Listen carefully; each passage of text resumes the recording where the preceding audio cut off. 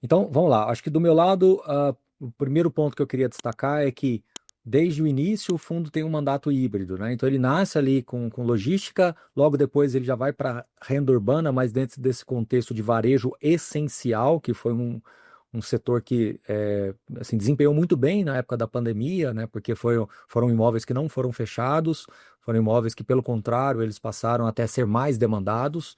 Até pelo crescimento orgânico que a gente teve de alguns varejistas, abrindo lojas Brasil afora, penetrando nesse universo de atacarejo. Então, muita coisa aconteceu e o fundo se apropriou desse crescimento que a gente viu no Brasil. Então, agora, nestas últimas ofertas, a gente percebeu realmente uma maior pluralidade de setores.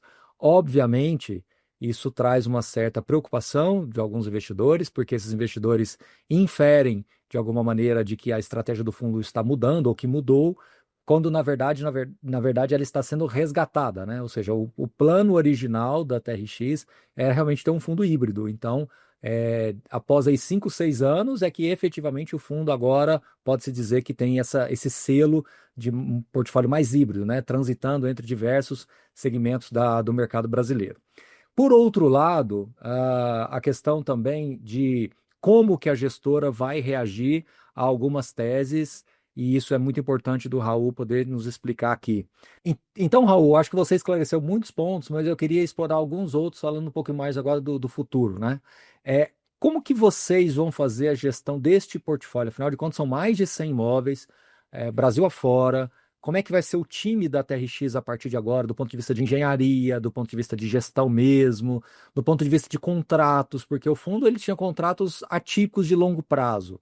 É, é mais difícil você estruturar um contrato atípico de longo prazo, mas depois de rodando, ele, ele não é dizer que é fácil, eu não estou querendo aqui minimizar, mas é mais tranquilo de você acompanhar. Agora não, você vai ter dinâmicas de decisões comerciais todos os meses, todas as semanas, alguém vai estar ali pedindo uma revisional, vai estar pedindo alguma carência, vai estar querendo reestruturar alguma coisa. Então, como é que vai ser essa dinâmica comercial da TRX a partir de agora? Como é que vai ser essa dinâmica de engenharia? Como que a TRX se preparou para sair de um fundo aí de 2 bi para um fundo de 6 bi em tão pouco tempo? Então, como é que está isso sendo tratado? Que é uma preocupação dos investidores, né? Você falou aí do setor bancário agora na sua apresentação, né?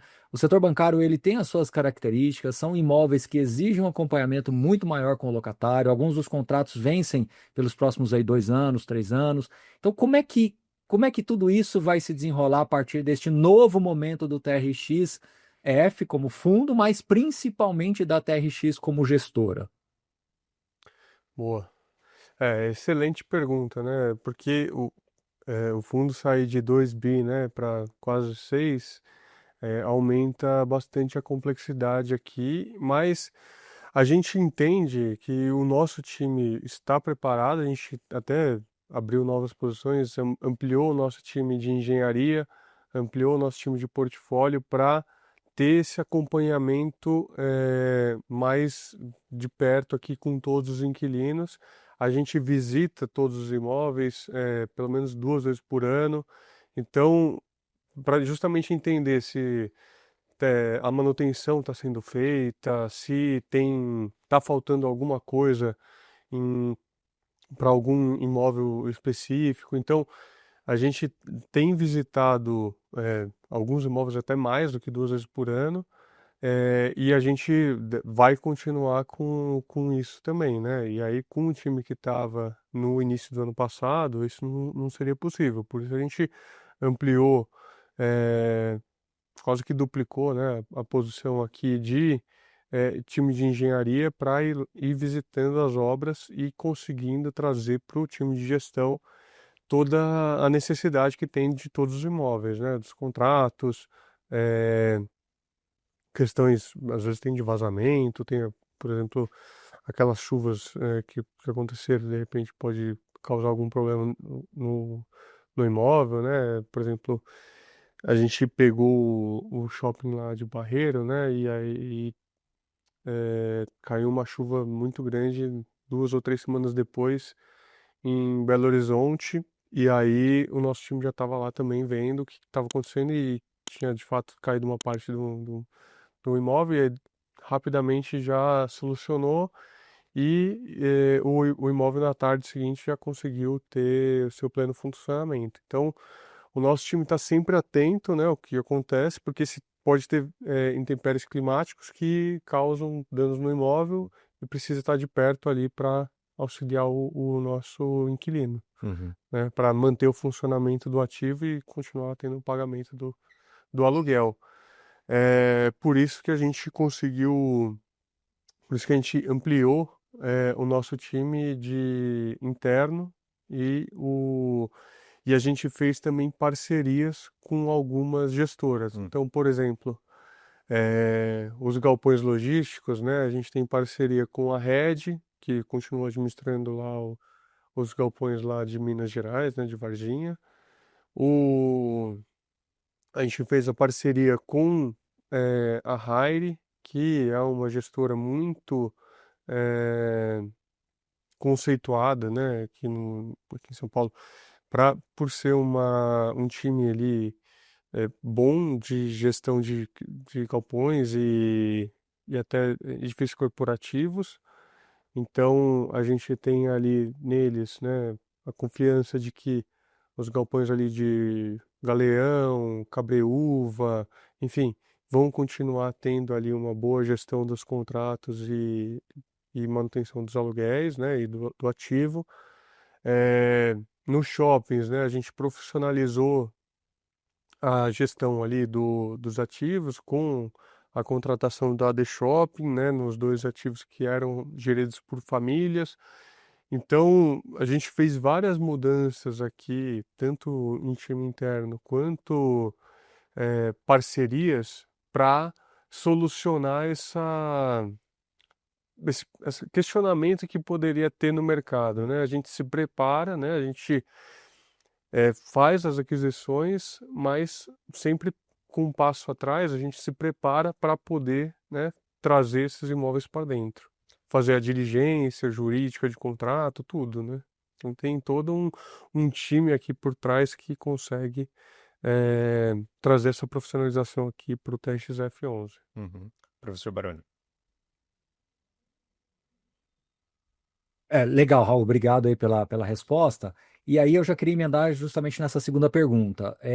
Como é que fica agora a ponta de reciclagem do fundo? Algumas dessas aquisições me parece que foram feitas com uma cabeça um pouco mais tática, né? Ou seja, você pegar um imóvel que tem uma certa degradação, seja assim, do ativo em si, quanto da própria gestão, né, ali do imóvel, e que de repente você poderia passá-lo adiante por uma condição de preço melhor, extraindo esse ganho de capital futuramente. Então eu queria te ouvir agora nesse quesito, né? Ou seja, como que vocês vão traçar planos individuais, tamanha complexidade desses imóveis, né? Então você tem imóveis que poderiam ser dessas estratégias educacional, no bancário, no próprio shopping center.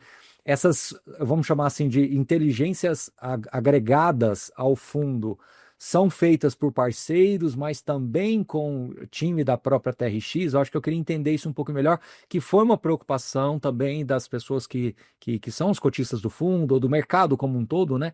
De o quanto que a TRX continuaria ainda conseguindo fazer uma gestão ativa. Porque, reparem, né, que até o momento a gestão ativa da TRX vem funcionando, ou seja, vem conseguindo comprar imóveis e reciclando, fazendo algumas vendas, extraindo ganho de capital e preservando, até mesmo aumentando os rendimentos. Com o tamanho do fundo hoje, isso também fica mais complexo, porque às vezes uma venda isolada não vai dizer quase nada, né? Vai impactar zero, vírgula qualquer coisinha no rendimento. Para você realmente ter um resultado de verdade, você vai ter que ter uma reciclagem ativa, né? Uma gestão ativa em todos os aspectos, tanto de originação ativa quanto também de vendas ativas. Isso também faz parte desta, eu vou chamar de nova TRX no sentido de nova, no sentido de uma nova fase, né? Uhum. Nesse novo momento agora do fundo. Não, perfeita a colocação, porque historicamente, né, a gente foi vendendo lojas picadas, né, assim, e foi muito uma venda que a gente costuma dizer lá dentro, né, como passiva, porque vinha de alguém que passava em frente à loja e, putz, gostei dessa loja, assim, ou dessa localização, quero comprar, e aí chama o corretor bate na gente e a gente vendia, né? Ou fazia a negociação toda, né? Acontecer, a diligência e tudo, para vender o ativo.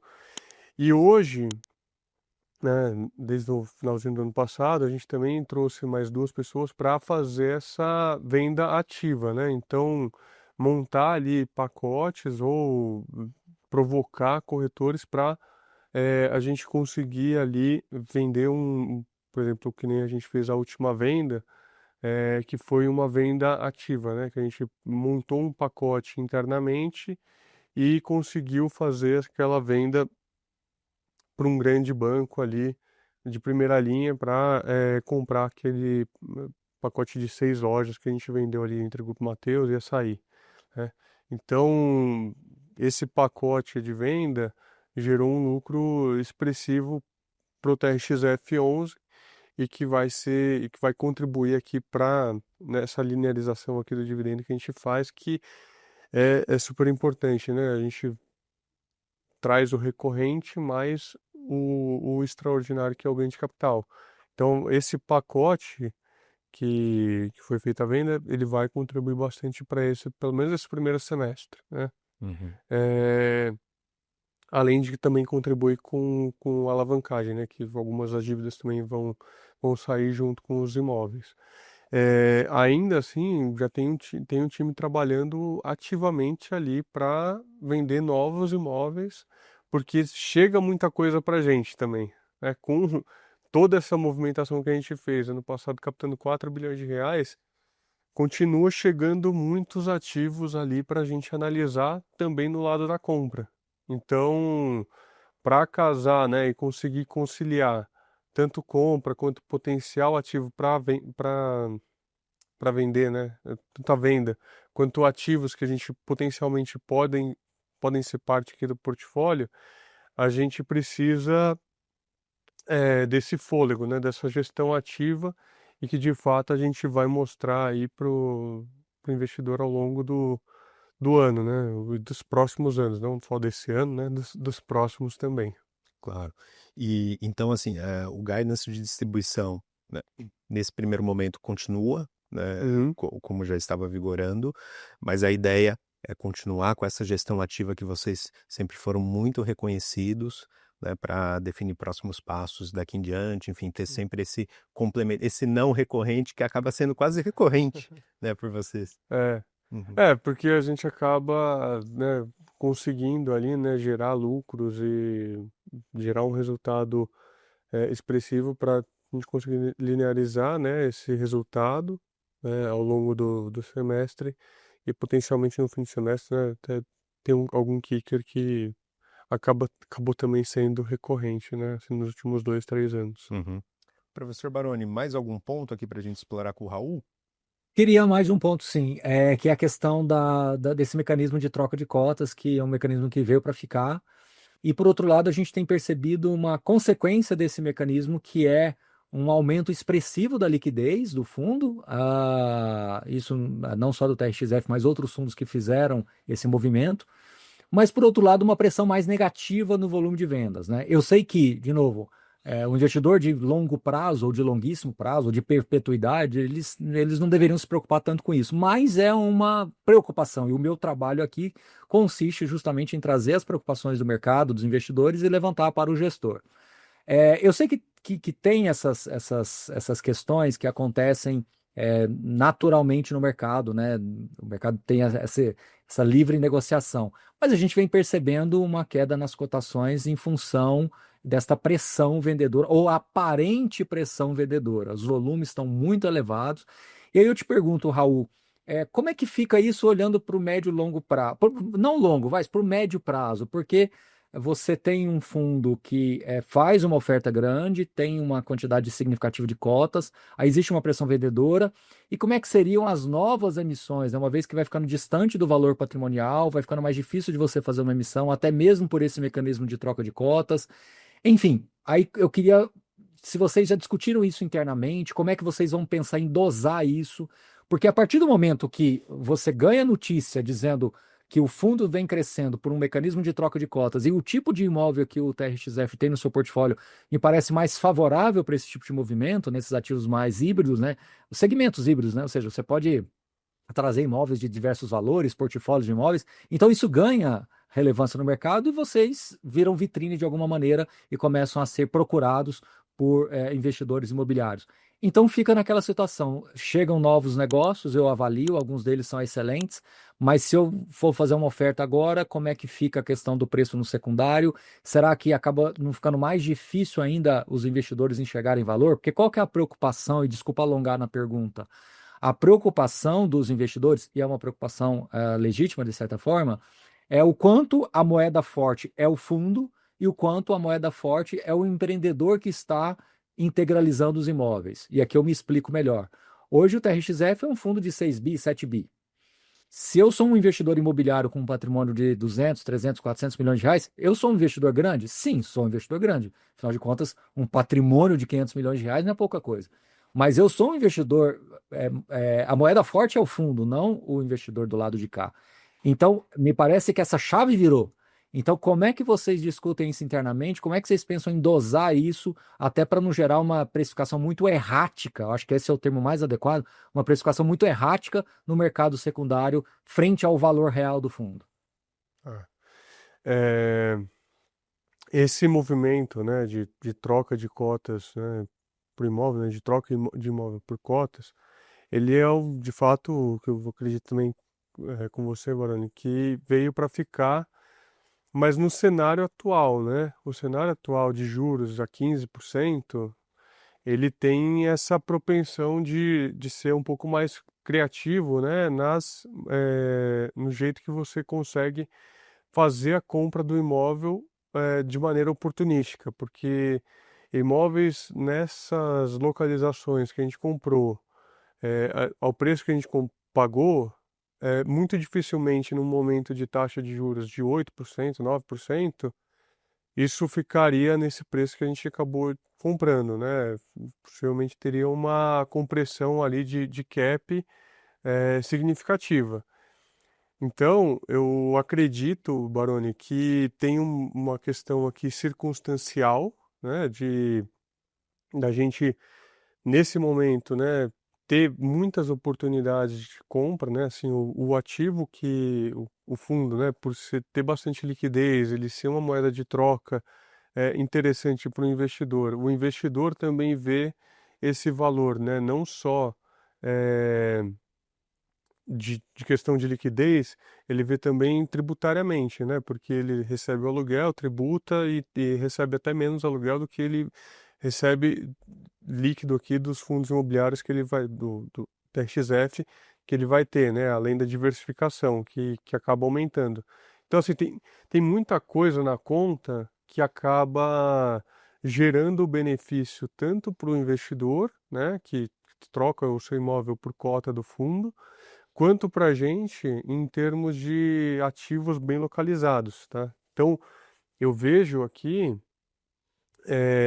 essa moeda, sim, mas que tem essa circunstância da taxa de juros. Além disso, você teve ali a questão tributária, né, que acabou incentivando várias famílias, né, a se desmobilizar, a trocar imóvel por cota de fato. Então, para frente, eu vejo que com a queda da taxa Selic, esse movimento pode ser até um pouco menor do que tem sido, né, que foi no ano passado, e que a gente acredita que pode ter muito mais investidores interessados. O portfólio do fundo, né, a questão da pressão vendedora, ela tem acontecido, né, assim, nítido, né, no curto prazo, mas por outro lado, você também tem a pressão compradora, né? Porque se não tivesse esse volume de vendas, né, com o volume de compra, a cota poderia estar muito mais depreciada. Então, o volume comprador, ele também é impressionante, né? O volume hoje do TXF gira em torno de 15 a 20 milhões, então é um volume bastante alto, até mais alto do que muita empresa listada, né? Uhum. Então, então, Baroni, eu vejo esse cenário, né? hoje está nesse momento. E outro ponto, né? O fundo entregando 93 centavos por cota, né? Assim, nos 12 meses, num preço de 96, 97, é quase 12% ao ano, né? Líquido. Então, é um dividend yield muito expressivo, né? Então, sei lá, a Selic caindo de 15 que está hoje para a média do Fox, que é 12,5, o 12,5 do CDI vai líquido para o cotista 10, 9,5. Então, esse dividend yield de 12 é muito atrativo ainda assim. Exato, né? Então, o resultado operacional robusto do fundo ajuda a ancorar, né, É. essa pressão vendedora na cota. E aqui dando minha palhinha também, eu entendo bastante essa preocupação dos investidores com a cota de mercado, mas eu sempre falo assim que a cota de mercado, quem define preço no final do dia é o mercado, né? Então não está no controle nem do gestor, nem do analista e nem do investidor individualmente. E aí o papel da gestão primordial assim é olhar o patrimônio do fundo, né? Então garantir que esse patrimônio cresça de maneira sustentável, seja preservado, né? Então isso acaba sendo mais fundamental do que uma pressão vendedora mais de curto, médio prazo, que Uhum. pode até abrir espaço, né, para oportunidades de compra, né, dado o fundamento preservado do fundo, né, atualmente. Acho que tem bastante disso, né? Não sei Uhum. se vocês compartilham também dessa visão. Sim, a gente compartilha. A gente acredita também que esse momento é exatamente isso que a gente tem comentado, né? Além disso, né, a gente vê que o fundo, né, tem o patrimônio ali preservado, né, e tem o fundamento assim, do tijolo, mas além do tijolo tem ali o terreno que tem o valor, né, assim, a localização. Putz, eu acredito assim que para frente a gente deveria ver aqui uma valorização, apesar da pressão vendedora, né? Muitos dos vendedores trocadores, né, de imóveis por cotas, ele pode desfazer de uma parte da posição porque ele precisa de liquidez, mas a maior parte ele tem sido preservado, né? Porque de repente a renda do cara que estava naqueles imóveis agora está num fundo, mas que ele pode potencialmente diversificar mais à frente. E a gente briga tanto depois no pré-deal, né? De comprar, de fazer a troca de ativo por cota no preço, né? O cara, pô, ele fala assim, o meu ativo vale 100 milhões de reais. A gente fez a conta, putz, não, vale, no momento atual da Selic, vale 90. E aí a gente vai brigando, chega no meio termo lá, sei lá, de 97, por exemplo. É, ele não vai querer, e aí faz a conta por cota, ele não vai querer vender depois, né? Trocar a 100 reais a cota, vai depreciar para 96, ele vai perder aí 5% e acaba depreciando o próprio patrimônio.